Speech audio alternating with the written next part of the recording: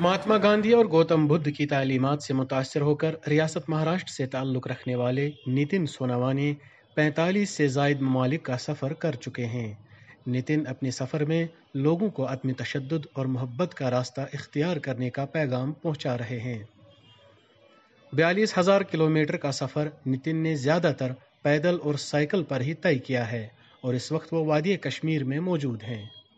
उन्होंने अपने सफ़र से मुताल्लिक ETV भारत के साथ खुसूसी बातचीत की। तो मेरे बचपन मेरे एक छोटा सा गांव में गुजरा, जो कि राशीन मेरा गांव है महाराष्ट्र में।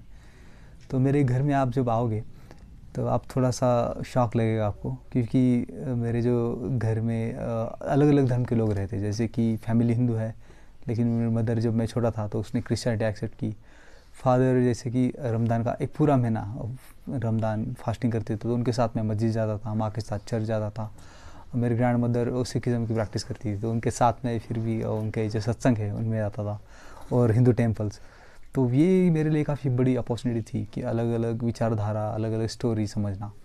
लेकिन साइंस ने मुझे काफ़ी उसके बाद इंस्पायर किया, और जिसने मुझे और कन्फ्यूज़ भी किया।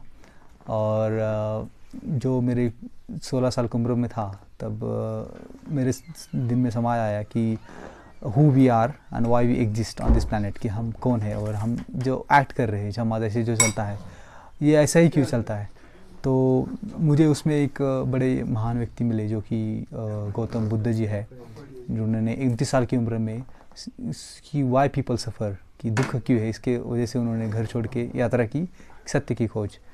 तो मुझे उस समय लगा कि बाहर निकलने से ही सत्य की मालूमात होती है। तो मैंने भी 16 साल की उम्र में उनका इंस्पिरेशन लेकिन घर छोड़ के चला गया। और लेकिन वो काफ़ी एक ही रात थी जो मैं बाहर रह पाया, और मैं दूसरे दिन मेंटली इतना स्ट्रांग नहीं था, तो दूसरे दिन वापस घर आया। तो उसके बाद फिर इंजीनियर बना, जॉब कर रहा था। फिर जॉब करने के बाद मैंने जो मेरा फ्यूचर प्रेडिक्ट किया, उसमें वही चीज़ आई कि money, house, car, wife, childrens. तो उसके बिना मुझे काफ़ी दिखा नहीं ज़्यादा। तो फिर मुझे नहीं लगा कि ये मेरी लाइफ है। तो वो सब छोड़ के मैंने महाराष्ट्र गांधी स्मारक निधि, एक गांधीयन ऑर्गेनाइजेशन है, जो कि गांधीयन के 15 प्रिंसिपल गांधी जी ने कंस्ट्रक्टिव वर्क दी है, इसके ऊपर काम करती है महाराष्ट्र, नागपुर और औरंगाबाद में। तो मैं उनके साथ जुड़ा, और वहाँ मैंने मेरा जो काम रहे वो फाइटिंग अगेंस्ट जातिवाद जो है उसके अगेंस्ट फाइट करना, और कम्युनल हार्मोनी के लिए। तो 1.5 साल तक मैंने ये काम किया वहाँ पे महाराष्ट्र में। और उसके बाद फिर जो गांधी जी की जो विचारधारा है, जैसे कि सत्य और अहिंसा, और सत्य की जो परिभाषा उन्होंने की है कि सत्य कंटिन्यूस आपको, यानी आपके एक्सपीरियंस के साथ आपका बदल जाता है। और उन्होंने काफ़ी हद तक एक्सपेरिमेंट किए, जैसे कि माइंड के लिए मेडिटेशन हो, चैंटिंग हो, वॉकिंग हो, और सेवा से ही उनको लगा कि सत्य की खोज होगी, तो उन्होंने जीवन भर अपनी सेवा में ही लगाए। और अहिंसा जो है, जो भी आपको सत्य मिला है उसको अहिंसा के साथ आप कैसे फॉलो करते हो। तो नॉन वायलेंट जो मूवमेंट रहा वो काफ़ी सक्सेसफुल रहा ह्यूमन हिस्ट्री के लिए, कि पीसफुल कोएग्जिस्टेंस के लिए वो काफ़ी ज़रूरत है।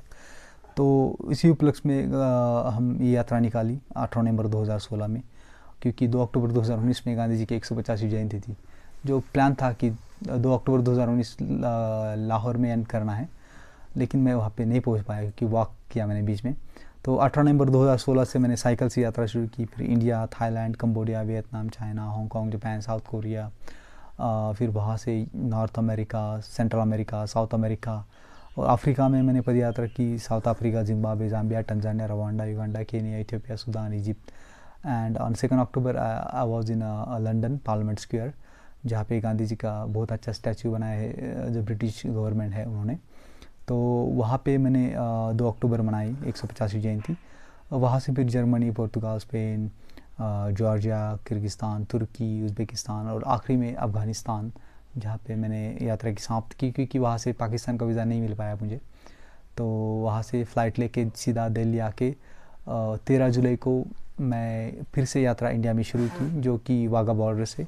तो आज 29 दिन हो गए और 840 किलोमीटर इंडिया में हो गए वॉक करते हुए।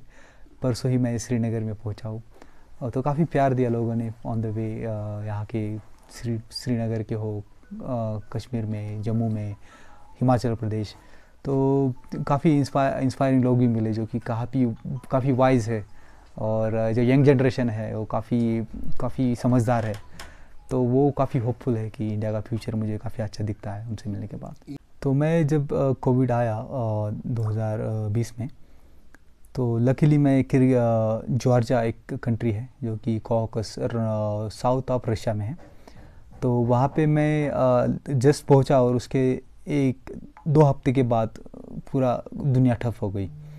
तो जब मैं वहाँ पे पहुँचा तो उन्होंने जो रिस्ट्रिक्शन लगाए थे कि बस आपको घर में रहना है, और लेकिन उन्होंने ये मूवमेंट फ्री रखी थी कि आप बाहर जा सकते हो। तो मैं बाहर एक्सरसाइज वगैरह करता था क्योंकि बाकी लोग इतने डर गए थे कि कोई बाहर नहीं आता था। तो वो मोमेंट था, बस नाइट को कर्फ्यू था। तो 3 महीना मेरे ऐसे ही गए वहाँ पे जॉर्जिया में। फिर उसके बाद तुर्की ने अपना कंट्री खोल दिया बिना कोविड टेस्ट के। तो मैं फिर तुर्की चला गया। लोगों के घर के सामने या उनके साथ रहने के बजाय मैं माउंटेन्स, रिवर्स ऐसे जगह पे मैं टेंट में रहता था। तो मैं फिर लोगों को डिसोसिएट किया, और रास्ते में लोग जब मिलते थे तो उनसे दूरी बना के मैं बात करता था। तो वो तो मुझे ज़्यादा कुछ दिक्कत नहीं आई तुर्की में। फिर बाल्कन खुल गया, फिर किर्गिस्तान, उज़्बेकिस्तान, अफगानिस्तान, तो कोविड टेस्ट वगैरह मेरा ये चीज़ लेनी पड़ी। सबसे बड़ी दिक्कत थी कि कहाँ जाएंगे, ये कन्फ्यूजन था कि हर एक कंट्री बंद हो गई थी। तो सबसे बड़ी दिक्कत यही रही कि भाई कहाँ जाए अभी। तो कई हफ्ते, 1 महीना तो मेरा ऐसे ही चला गया डिसीजन मेकिंग में कि कहाँ अब जाए। तो वो सारी काफ़ी दिक्कतें थी, लेकिन अभी इंडिया में है तो काफ़ी बढ़िया है। तो जब मेरा एक्सीडेंट नहीं हुआ, वो मैं माउंटेन के ऊपर चढ़ रहा था, बहुत ज़्यादा चढ़ाई ऊपर नीचे थी, तो उसकी वजह से थोड़ा सा फ्रैक्चर हो गया था मेरा पैर, और फिर उसके बाद 1 महीना में चल नहीं पाया। तो कम्युनिकेशन का बहुत सारे कंट्री में काफ़ी दिक्कत रही मुझे लैंग्वेज की वजह से। तो मैं पैम्पलेट बनाता था हर एक कंट्री के हिसाब से, तो उससे काफ़ी मुझे मदद मिली क्योंकि मेरे मैसेज भी लोगों के पास जाता था, और मेरी जो नीड्स थी वो मेरे पूरी कर देते थे। और गूगल ट्रांसलेट जो टेक्नोलॉजी है अभी, गूगल ट्रांसलेशन और ऑनलाइन बहुत सारे ट्रांसलेटर्स है, तो उससे मुझे काफ़ी मदद मिली। आज लोग बोलते हैं कि ह्यूमैनिटी नहीं रही, तो मैं बताता हूँ कि मैं अभी एग्जिस्ट हूँ आपके सामने, वो ह्यूमैनिटी की वजह से है कि लोगों ने मुझे खाना खिलाया, रहने की व्यवस्था की, मेरी केयर की जब मैं बीमार था या मेरे पैर ख़राब हो गया। तो humanity does exist. Gandhi ji बता दे कि जो ह्यूमैनिटी है ये समुंदर की तरह है, कुछ डर्टी ड्रॉप्स जो है वो समुंदर को ख़राब नहीं कर सकते। मुझे रशिया जाना था जो कि काफ़ी पावरफुल स्टेट है, और ईरान जाना था जो कि मैंने काफ़ी सुना है उनके हॉस्पिटलिटी और काइंडनेस के बारे में। तो ये 2 ही कंट्री थी जो कि मैं मिस कर रहा हूँ। तो शायद फ्यूचर में कुछ अपॉर्चुनिटी आए और कुछ लोगों ने मुझे इनवाइट किया तो मैं फिर से वहाँ पे जा पाऊँगा। इफ़ मुझे वीज़ा नहीं मिला तो फिर करतारपुर जो कॉरिडोर है, एटलीस्ट मैं करतारपुर में जाके फिर से वापस वहाँ से आ सकता हूँ। तो ये एक ख्वाहिश है कि करतारपुर जाऊँ, लेकिन अभी तक वो ओपन कॉरिडोर ने ऊपर नहीं हुआ है। और वीज़ा का मैं फिर से ट्राई करूँगा कि मुझे अपॉर्चुनिटी मिले जाने की। लेकिन जब अफ़गानिस्तान में था मैं, जब मैंने वहाँ के जो हालात देखे कि अफ़गानिस्तान में जो तालिबान है, तो जो वहाँ के लोग हैं वो पाकिस्तान को नापसंद करते हैं काफ़ी, क्योंकि वहाँ का तालिबान वहाँ से आता है, और उन्होंने पूरी लाइफ यानी डिस्टर्ब कर दी है कि हर एक घर में आपको बहुत सारी पीड़ाएँ देखेगी कि उनका कोई ना कोई गया हुआ है। और जो तालिबान है उनको कोई ना विज़न है ना कुछ नहीं है, बस वायलेंस और जो उनका सपना है कि इस्लामिक स्टेट बनाना है वही है। उसके बाद फ्यूचर का कोई विज़न नहीं उनके पास। तो विज़न नहीं होने की वजह से जो यंग जनरेशन है वो काफ़ी हालात में है। वहाँ की जो यंग जनरेशन है जो कि पढ़ी है लिखी है, उनका फ्यूचर अभी स्काई में ही है, तो उनके लिए काफ़ी मुझे दर्द होता है। तो उसकी वजह से मेरा जो अब पाकिस्तान जो था कि इंस्पिरेशन था वो चला गया। बासोली जो गांव है, अटल सेतु है, वहाँ से इंटर किया मैंने जम्मू एंड कश्मीर में। तो गांधी ग्लोबल फैमिली के जो एस पी वर्मा साहब हैं वो पद्मश्री है, तो उन्होंने काफ़ी लोगों से साथ कनेक्ट किया मुझे जम्मू एंड कश्मीर में। तो यहाँ पे टेंट पे रहने की नौबत नहीं आई मुझे, लोगों के साथ ही रहा मैं मैक्सिमम, और काफ़ी कुछ सीखने को मिला।